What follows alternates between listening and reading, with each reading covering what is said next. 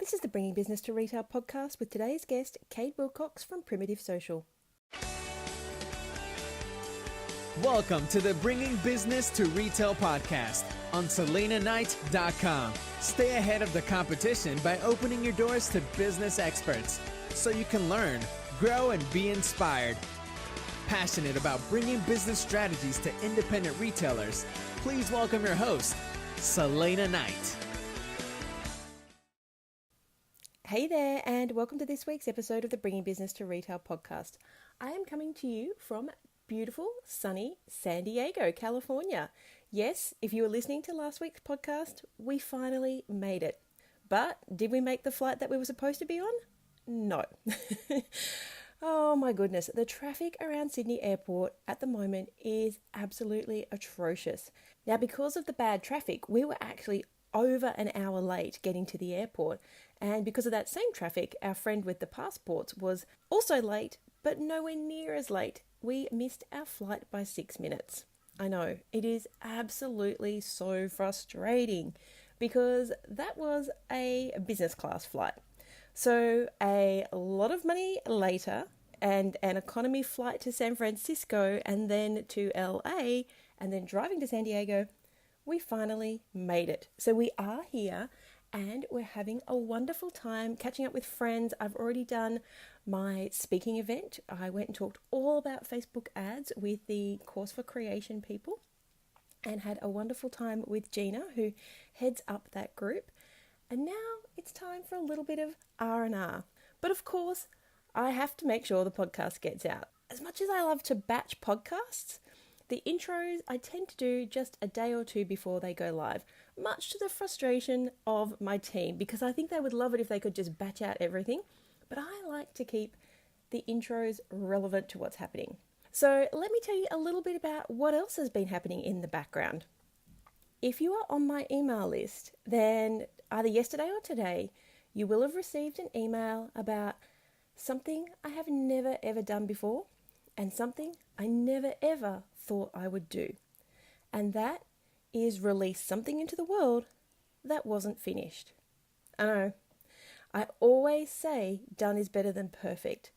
And most of the time I'm all for action, and the done is better than perfect I use with all of my clients. But being an overachiever, not to say that my clients aren't overachievers, but being an overachiever, it usually just spurs me on to get something finished. But sometimes the project is bigger than can just be done in a couple of days or even a couple of weeks. And this project has been sitting in the back of my mind for about 2.5 years. Now, I know from talking to hundreds and hundreds of retailers that a product like this is missing from the market. And retailers around the world are crying out for help to help them grow their business in an easy, affordable fashion. So MVP actually stands for minimum viable product. And in the business world, it is essentially this. It's putting something to market that isn't finished, that isn't complete, that is very bare bones, and often we'll say wireframed in the tech world. So putting out this product to see if the market actually wants it. Because you can spend a lot of money developing something and a lot of time and a lot of effort only to find that the market doesn't want what you're selling. And because this product doesn't actually exist in the world, I figured that MVP was the way to go. So this brand new product is a monthly membership site, which is filled with retail hacks and courses. It has never been done anywhere else in the world. Inside the Retail Academy Inner Circle, not only do you get a monthly action plan, which is broken down step by step to help you implement a proven business strategy in your business, but you also get monthly office hours with myself and my team. On top of that, the Inner Circle portal is filled with DIY hacks and courses that are retail specific that will help you grow your retail business. The Retail Academy Inner Circle has been specifically designed for people who are already busy in their business, but they know that they need to grow. I know that you have a lot of hats to wear and a lot of balls to juggle, and sometimes growing your business can fall to the wayside but you know deep down in your heart and also in your brain, probably also in your cash register or your bank account, that you need to be constantly growing your business, finding new customers, streamlining your systems, and of course boosting your profits in order to survive. But sometimes you just don't have the time, not only to implement the strategies, but to first of all actually work out which one is the most important, which strategy you should be prioritizing. So I have taken all of the hard work out for you. My team and I have gotten together, and each month we will be sending you one hard copy, in the mail, so you can flick through it, a proper book. In the mail, you'll receive one action plan, and inside it is a proven business strategy that I have implemented not only in my businesses, but also in the clients that I work with. And furthermore, we've broken it down step by step. So you don't have to worry about what to do next. You literally just follow through and implement what's on the pages. And I've even chunked it down into 4 steps. So essentially 4 weeks. If you don't have time to sit down and implement it all at once, that's okay, because I have chunked it down so that just an hour or 2 a week will implement this strategy for you, and you will see results because I've done all this before and I'm doing it with my clients. I see what's working. So if this sounds like something that you need in your business, if you need some brain space to actually implement a strategy in your business that is going to help you grow, then head on over to selenaknight.com/MVP, so that's short for minimum viable product, and check out the offer where you can save over $340 just for the next day or so, depending on when you listen to this. So if this is something that you're interested in, head on over right now, click the link in the show notes, and check out our 3-month offer for just $249. Now, when it comes to growing your business, Kade Wilcox has been there and done it. In just a few short years, he has managed to grow his business from $100K revenue to over $4 million a year. Now, wouldn't that be a nice place to be in your business? Kade and I talked a lot about the Retail Academy before we jumped online to record the podcast, and he said that he wished something like this had been around before he left his full-time job to pursue Primitive Social full-time. But as it was, he had to fumble along, working all these things out himself, making those same mistakes himself, seeing what worked and what didn't. And clearly, he was onto a winner because he has managed to scale his digital agency from $100,000 a year to $4 million a year. So let's jump into today's episode and see how he did it. Hey there, and welcome to this week's episode of the Bringing Business to Retail podcast. Now, I know that we have been talking about scaling your business a lot over the last couple of weeks, and I thought it would be a really great opportunity to bring somebody on who has done a fantastic job of doing exactly that, scaling their business. Kade Wilcox is the co-founder, because you originally founded it, but now you're a co-founder. Yeah, well, we have lots of people. You have lots of people of Primitive Social, and they have scaled from just $100,000 in revenue a year to $4 million in revenue in just 4 years.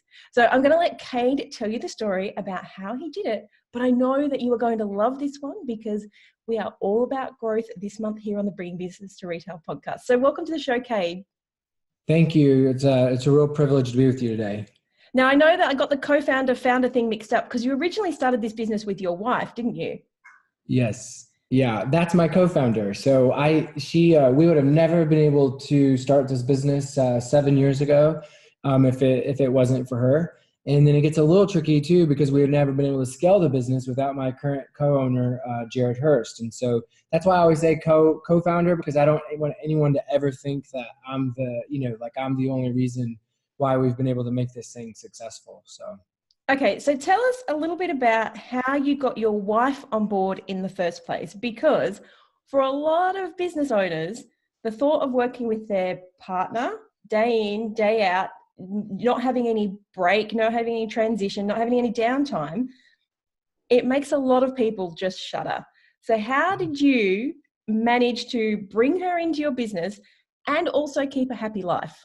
Yeah, good question. So we started our business out of necessity. So about 7 years ago, I took on a full-time job working at a church here in the city that we live in now. And when I took that job, I took a pretty significant pay cut. And so we initially started what has become Primitive Social out of necessity. We wanted to take that job, but needed to make a little bit more money. And so through all kinds of different things, we decided to start Primitive Social. My wife has always been a remarkable writer. I mean, even when she was a little kid, she was writing stories. In high school, she participated in UIL and won gold medals in writing.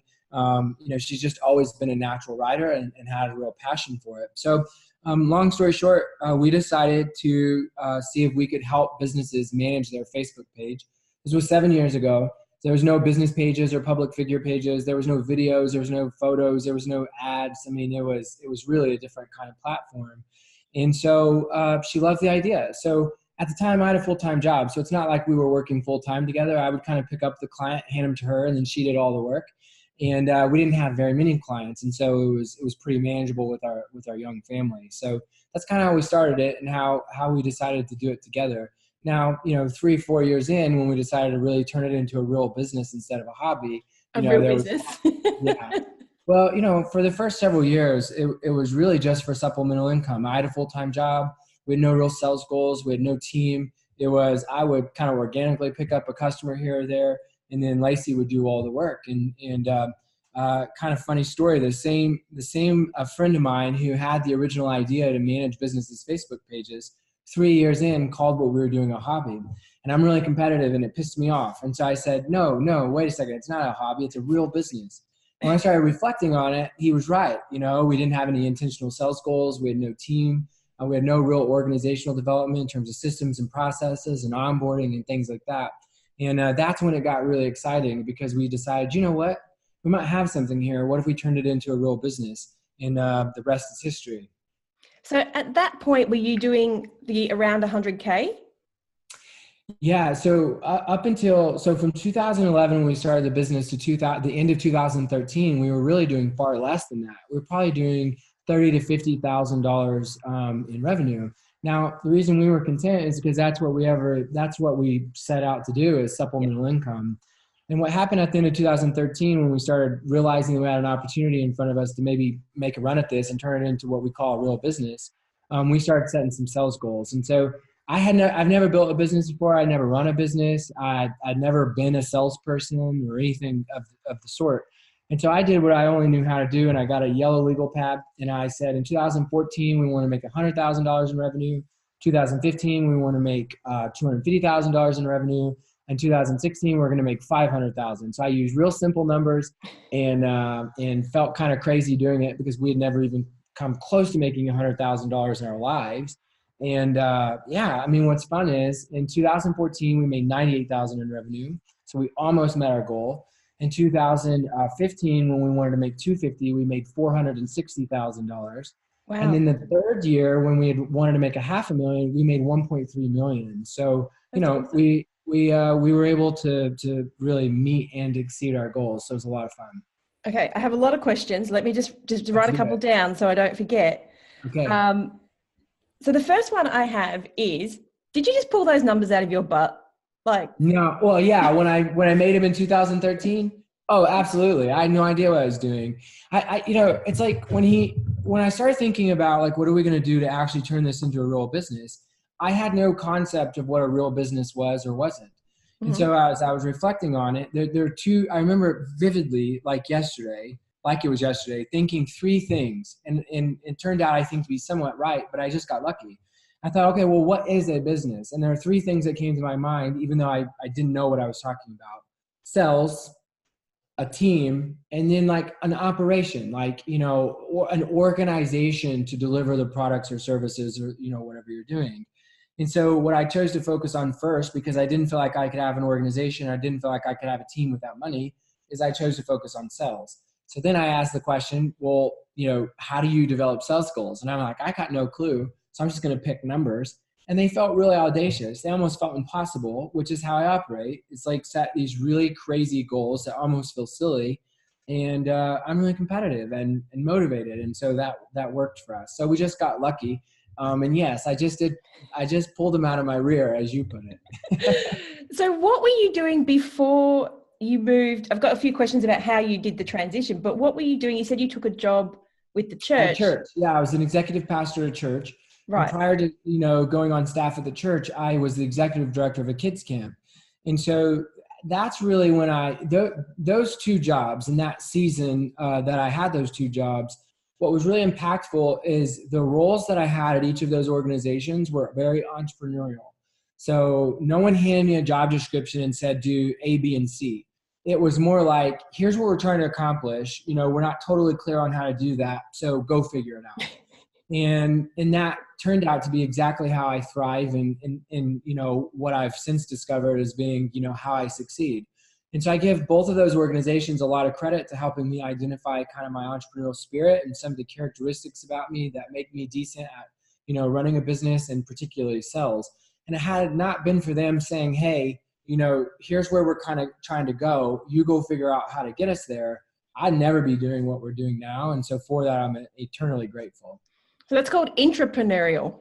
And I've always had jobs, there's actually a name for it. I've always had jobs that have been exactly, well, not when I was younger, but as I moved up the ladder, I always ended up in these jobs that were almost created for me because I could see, this is my superpower, is I can always see the problem and the next step. Right. So I could always see what we needed to do to grow a business. And I worked for government. So this is really hard to try and tell the government what they need to do. That's a whole other podcast, isn't it? It is. And then there would just be these jobs that got created and I'd have these obscure titles that usually reflected nothing on what I was doing because I had to fit into the corporate box. But then it was just, can you fix this? Yes. Yeah. You're very intuitive. So, all right. Tell me about at the point at which you brought your other co-founder, co-owner into the business. Let's just start there and then I have another question for you. Sure. So what happened in the end of 2013, basically we started working two full-time jobs. So I kept my day job and at the same time, we started pursuing developing out this business the best way we knew how. And we got really lucky. So in early 2014, I started doing CrossFit and so some backstory. From 2011 to the end of 2013, anytime we had a customer who needed a website or had a website need, we had to outsource it to a freelancer. And it got to the point where it was, to be honest with you, a very miserable experience because I would sell the project or be the face of the project, but I had no control over the project whatsoever.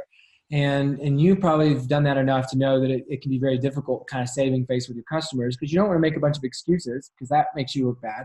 At the same time, you don't want to pump out terrible work because that makes you look bad too. So it just got to the point where we couldn't really care for customers very effectively. So I'm doing CrossFit and this other guy's doing CrossFit who I'd never met. And I overhear him one day at the garage talking about building a website for this company. And so I went up to him, introduced myself and said, hey, I overheard you talking about websites. Do you build websites? He said, yes. I told him what I just told you and said, do you want to do a project together? And he said, absolutely. So we did a project together and he hates this, but it was like love at first sight for me. I mean, he was like prompt. He was hardworking. He did exactly what he said he was going to do. Our pricing was comparable. So I felt like he was fair. He also had a full-time job working for his family's business. So this was something he was passionate about, not something that he had to do. And so I felt really good about that. So for the first year, we did that. I picked up a project. I gave it to him. We did it kind of together. And, we did that for a while. Then we got to a phase where, he just kind of white gloved as Primitive Social. So, we did all of our projects together as a Primitive Social, but we were still separate.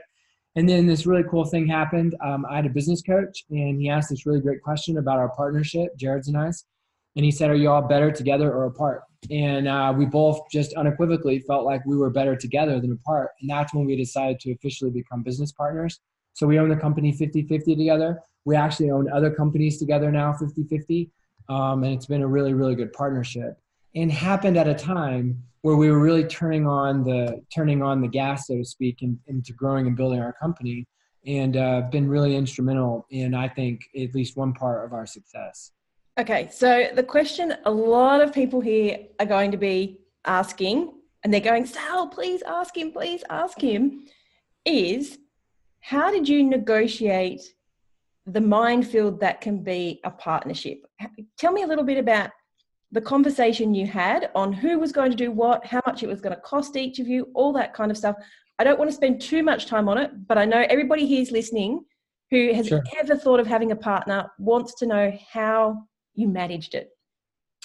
Well, I've heard all the horror stories that your audience have, so I totally get the question and understand it entirely, and had the same concerns. Both of us did. I think for us, what ended up, first of all, that question was really, I thought, profound. Are we better together or apart? So when you start running through the long list of alternatives, apart or together, and you start weighing those things, that was a really influential, aspect to us making the decision. Some other things that we really worked through and processed was our really specific skill sets. So he's our CTO. He is a software developer. He is a phenomenal computer programmer. And I'm like the furthest thing from that. Like, I don't know a single line of code. So our real core competencies and skill sets are very different. So what he is very, very good at, I don't know the foggiest thing about. And what I am very, very good about, he knows about, but he can't do and doesn't want to do. So our primary skill sets really complement each other in that way. So we're very different in that sense. But here's the thing that I always speak into because I've gotten these partnership questions a lot, and it is this: we're enough alike that we really get each other. So we're different enough that we can kind of run in our own lanes and contribute value in very different and unique ways. So we're not running over each other, crisscrossing paths all the time. But at the same time, we're both so much alike that we share the same vision and the same values and are passionate about the same things and are committed to the business in the same way. And that's what really makes it work. And so it's that we're both very different, but we have enough commonality and similarities and passions that, we're not constantly pulling away from each other because I'm trying to go to the right and he's trying to go to the left. So how did you negotiate the money side of things when he was even though he had his little side hustle business, you'd essentially grown this business to something decent and he was coming into something you'd already established, but yet you still became 50-50. So how did that work? It's an awesome question. So we both gave a little. That's what you do. And just like any partnership, whether it's marriage or business partnership or whatever, to the degree that you're willing to give and take and to meet each other in the middle, a lot of times is going to be where you find success. And so what we did is, look, I could have never given up my business name and ownership and all that. And so I really admired him that he was willing to shut down what he was doing and had been doing for a long time and come join forces with us under our name and our leadership and things like that, right? I really admired that. And that wasn't a monetary thing, but in many respects, it was more than money. I mean, to me, that was a really big deal for him to do that. And so consequently, I felt like, so that's what he gave. And so I felt like we had to give too. So we made more money as a business, so to speak, at that point than he was making. And so that's what I gave. So he gave up, I feel like, the pride of shutting down his own thing and joining forces with us. And we gave by agreeing to an equity share that was non-monetary. So like he didn't have to pay any money for it. We just came up with a business split. And originally it was 60-40. And he felt good with that and we felt good with that. And, that was another key. I didn't force him into like feeling like he was getting the raw end of the deal, and the same thing for us. And it wasn't until about, not that long ago where my wife and I just felt like this is crazy. Like we're not 60% of this business, and like we couldn't do this without him and he couldn't do this without us. We should be equal partners. And so we actually just made the decision, like, this is crazy. We make all of our decisions 50-50, which was another really key thing. We agreed from day one, we are not our percentages. Whatever those percentages are, we're not our percentages. We are going to do this together. And, it's not going to be like Kade owns 60% and you own 40%. That's never going to be in the conversation. And so that's how we did it. I don't know that that's the best way to do it. I don't know that's the way everyone should do it. But I think it has contributed to our health because both of us have demonstrated to the other that we're willing to give and take, not just take. And I think that's really critical. Yeah, I think when you go into it very organically, like you said, it can be quite easy to just negotiate these things without having a burden placed on you. And like you said, Jared almost gave up his identity, his own business identity, to come and join you. So it's really lovely to hear a nice story about how it's really working. So thank you for sharing that. Okay. Yeah. In terms of scaling, you said that you thought that sales was the first thing you needed to focus on. So is that, do you think, the first step that people have to take? Wow. I mean, as you know, and as your audience knows, there's a lot of variables from business to business. But if we're primarily talking about really small businesses like we were at the time, wanting to grow, I think that is something that has to be strongly considered. And here's my one caveat. We chose to grow our business without any outside money or without, borrowing a bunch of money to invest into an organization before it had sales.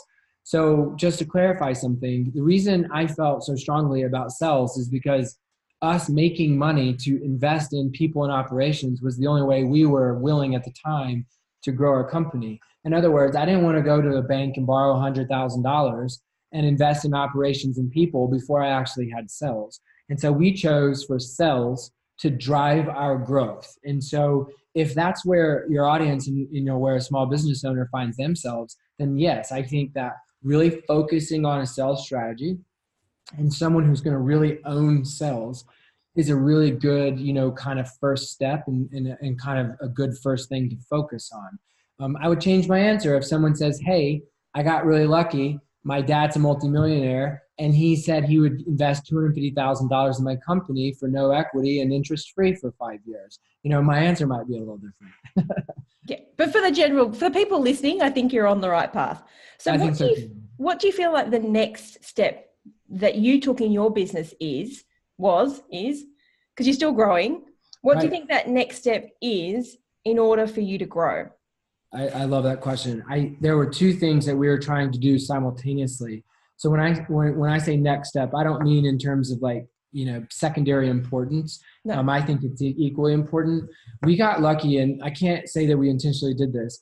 Because my wife was so good at her work and what she was doing, and she was so good at working with customers, what we were able to do simultaneously was I was able to grow the company, but she was able to really adequately and effectively and exceed expectations for our customers. And so I think the other thing related to sales, this next thing that you asked, I think it's really being obsessed about making your customers happy. Because you can be the best salesperson in the world and be generating a lot of new revenue and new customers, but if you're not taking care of the ones that you have, then you're not really growing or scaling anything. You're just replacing. Customers are going out the door, customers are coming in, but your revenue and your growth is not going anywhere. And so I think that has to be something that you have to simultaneously focus on while you're focusing on sales, is not losing sight of your existing customers. Yeah. And I think as people who start off as independent business owners generally have that desire to over deliver, and sometimes to our own detriment. You're right. Yep, that's right. And I don't think that's a bad thing early on. Now, I do think there's a really critical time during your kind of your growth where you have to get a grip on that, where you have to really figure out the impact it's making on your business and the consequences it's going to have downstream. But I think for someone I don't regret at all for the first, I would even almost say 3 to 3.5 years of our business where we were not being compensated remotely close to what we were providing in terms of services, deliverables, value. But I don't know that I would change it, honestly, because it really allowed us to perfect our craft. It allowed us to develop credibility in our city, with our customers. It allowed us to create a bunch of happy customers, which translated into referrals and then helping us grow our business.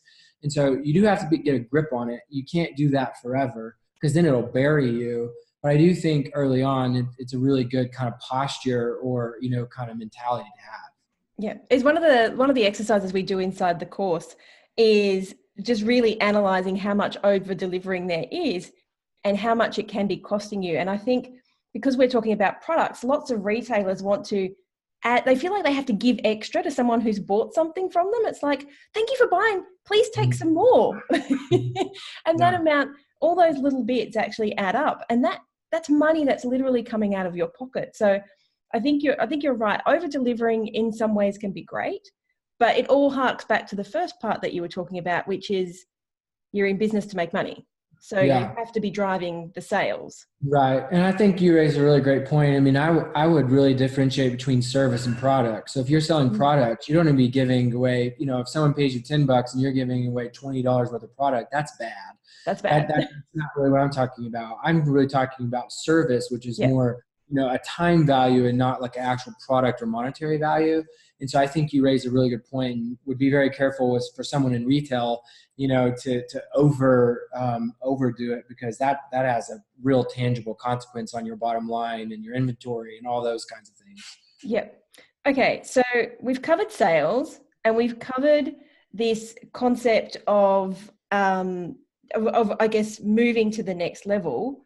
So once you had established that set of, boundaries, which part did you bring Jared in along this timeline?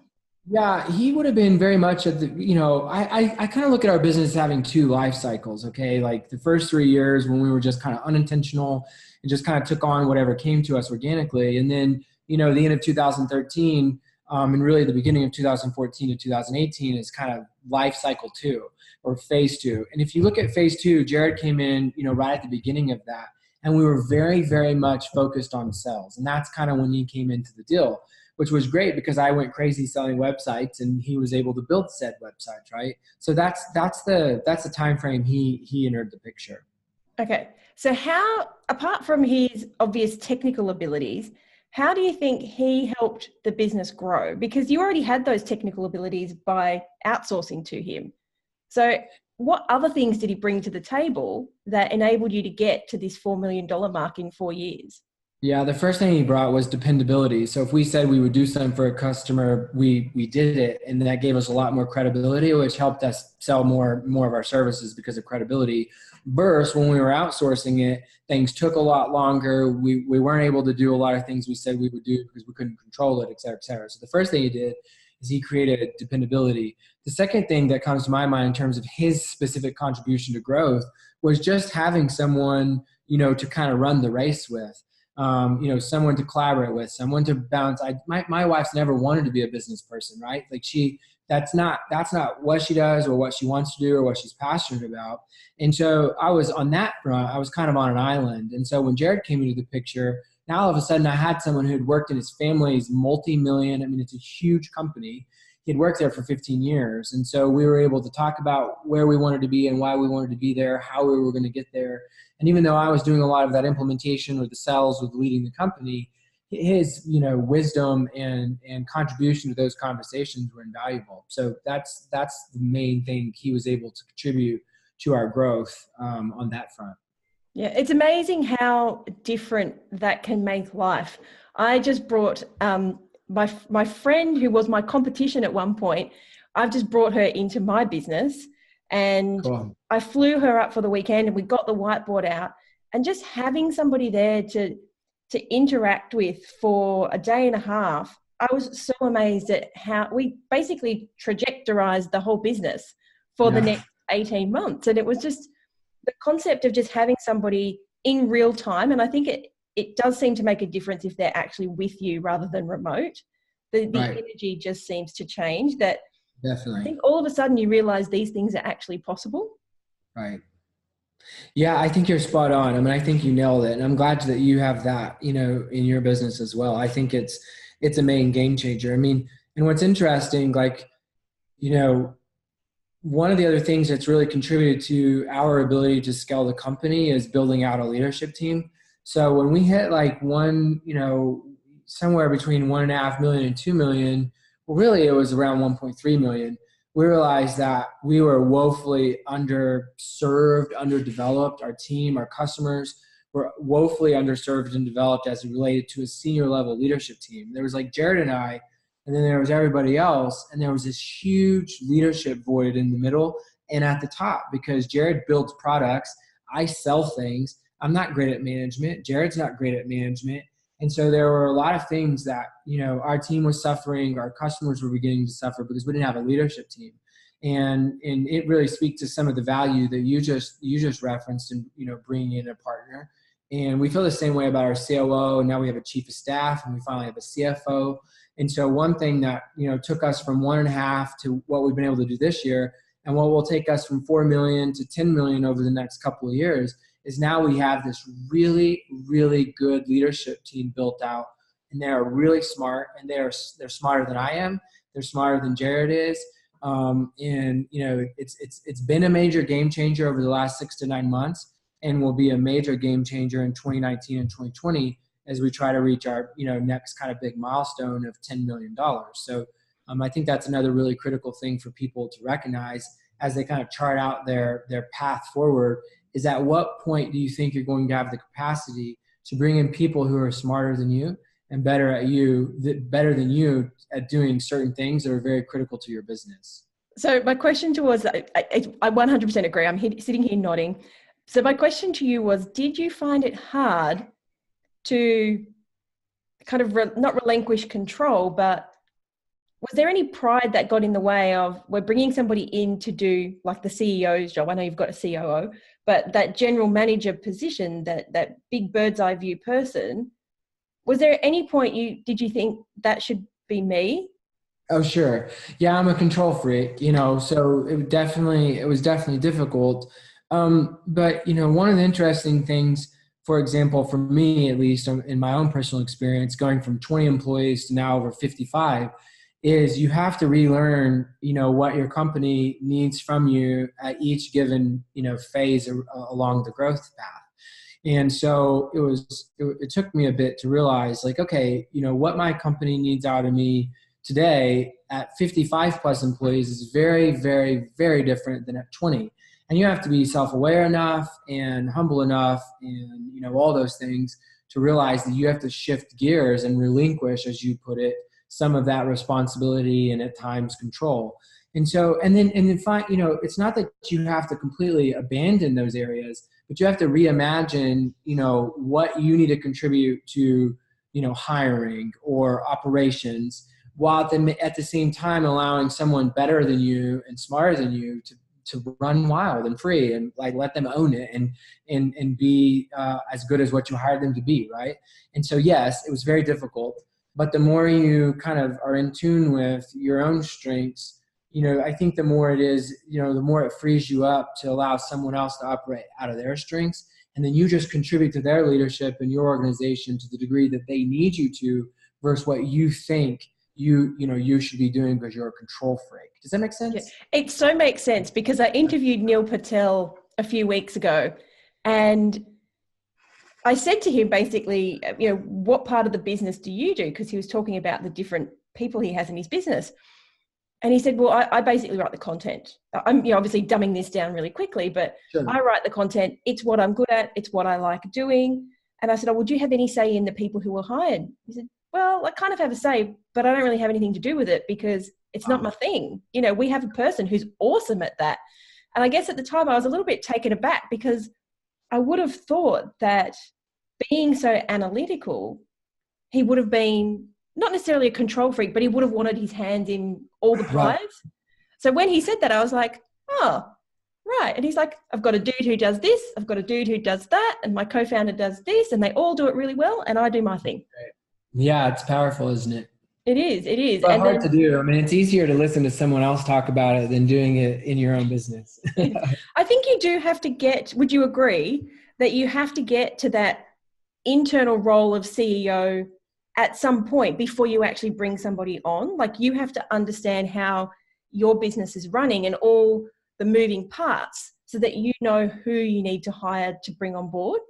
Yeah, I think that's a really fair statement. And, the reason it's so difficult, a lot of times it's not black and white, right? I mean, you have to really understand the right timing, there's so many variables, like, can your customer handle a change? Can your current team handle changes?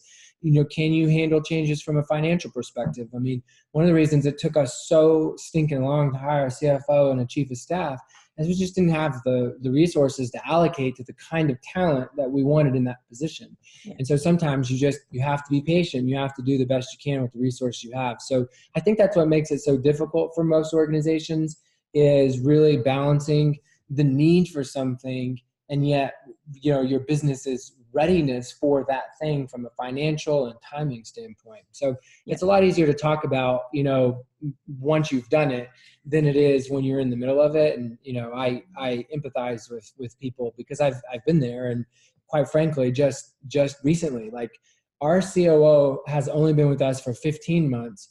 Our chief of staff and CFO have both been here less than 3 months. So like we're just right in the thick of all this, Yep. So you're still growing, and you are 100% right. One of the things I always get asked is, when do you know it's the right time to hire? And my answer is usually 6 months before you even ask yourself that question. Yeah. Because you're asking yourself that question because you are at the point where you're at your own full bandwidth. You're at capacity. You're probably over capacity.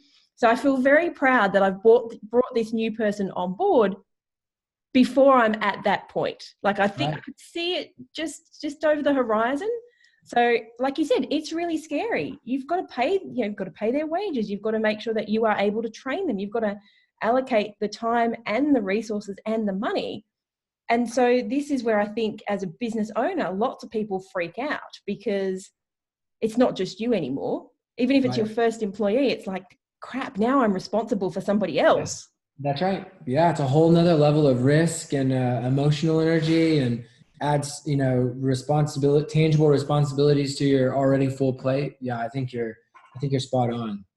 All right. So what do you think is the next step for you guys? Like, you guys have done a lot. You've got 55 staff. You've now got 5 in the management teams. You've brought 3 people on plus you and Jared. Mm-hmm. So, and then is your wife, she just writes the content. She's happy to stay in that role. Yeah. Yep.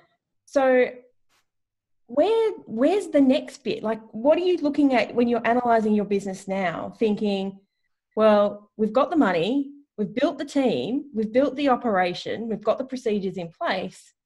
What does that growth accelerator phase look like to you? Yeah, I love that question because we've been thinking a lot about it. So I actually have a lot of clarity, at least for today, on that answer. I was going to say, we'll preface this with, I didn't ask you the questions beforehand. We're just making it up as we go along. It's really good. No, it's perfect. I really like it that way. So the first thing I would say is we have been like a rocket ship the last, 4 years. And one thing that we haven't focused a lot on is profitability. So we make money. And, for a small business, we make a lot of money, but having a lot of revenue doesn't necessarily mean a lot of profit. And so one thing we've learned over the last year to 18 months is that profitability is really, really, really important. Not just because you're working your brains out and you want to benefit from all the work that you're doing. That's an obvious reason why profitability matters. The other reason profitability matters is because at least as what we're learning, that unless you're profitable, you can't really be proactive about your growth. Yeah. You almost have to be reactive because you don't have a lot of financial freedom to be proactive. So the next phase of our growth, number one, is really, really focusing on profitability.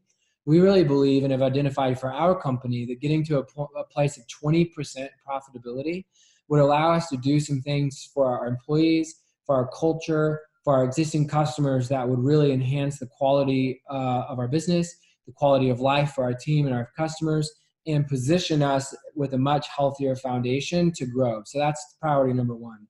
Priority number two, and very much connected to priority number one, is sales. We cannot, kind of rest in what we've accomplished in the past, because it's not good enough. Our past success will not automatically make us successful in the future. So we have to stay urgent and hungry and passionate about continuing to sell. So that's priority number two. Priority number three is really investing in our team, in our expertise, in the right kind of talent for where we're at. One of the hardest things about the last couple of years of our growth, because of its speed, is that, we have hired a bunch of wrong people. We've been wrong for them. And in some cases, they've been wrong for us. And so we want to really go deeper there in investing in our people and, the recruiting process and the preparation process, and make sure that our team is good for the kind of customers we're bringing on, and that the customers that we're bringing on are good for our team. So those are the three things. We want to invest in, we want to focus on profitability. We want to continue to invest in and focus on sales. And then 3, we want to really invest in our team, both the existing team we have, but also in our recruiting and in our onboarding and, the whole people and culture part of what we're doing. So that's how we think we're going to go kind of next level in this, next year to 24 months as we try to, go to the next, 10 level. million. Yeah, I hope so. That's the goal. 10 million in 10 years, which would be 2021. So that's awesome. Awesome. It sounds like you've got a solid foundation for it. So we haven't really talked about digital marketing, which is what you run. You run a digital marketing agency. But I think there are probably some people here who are thinking, I would like to work with the kind of agency that is reliable and it is reputable and does care about their people. So if people listening would like to know more about Primitive Social and what you guys do, where can they find you? Yeah, thanks for asking that, first of all. Then go to our website, which would be the absolute best place to go. It's just primitivesocial.com.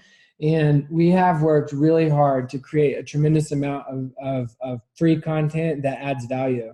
And so for that small business owner or that DIY marketer that doesn't have the resources to outsource it and really wants to figure it out on their own, I really believe they could go to our website and absorb all that content and be very well established in serving their small business well as they develop their own content strategy.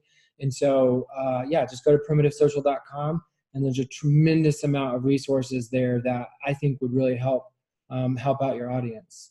Cool. Well, thank you so much. And thank you so much for sharing this journey, because it's interesting to hear how it's played out for you, and also how it's kind of how your mindset, I guess, has changed from getting to that 100K to 4 million, because so many people that I talk to, it seems like it's almost impossible. But you didn't do this with a whole bunch of VC. You didn't do it with the rich uncle. You just literally did it on, the bare bones. And what you did was you realized when you had to bring extra resources in order to grow. So congratulations for being really mindful about growing your business.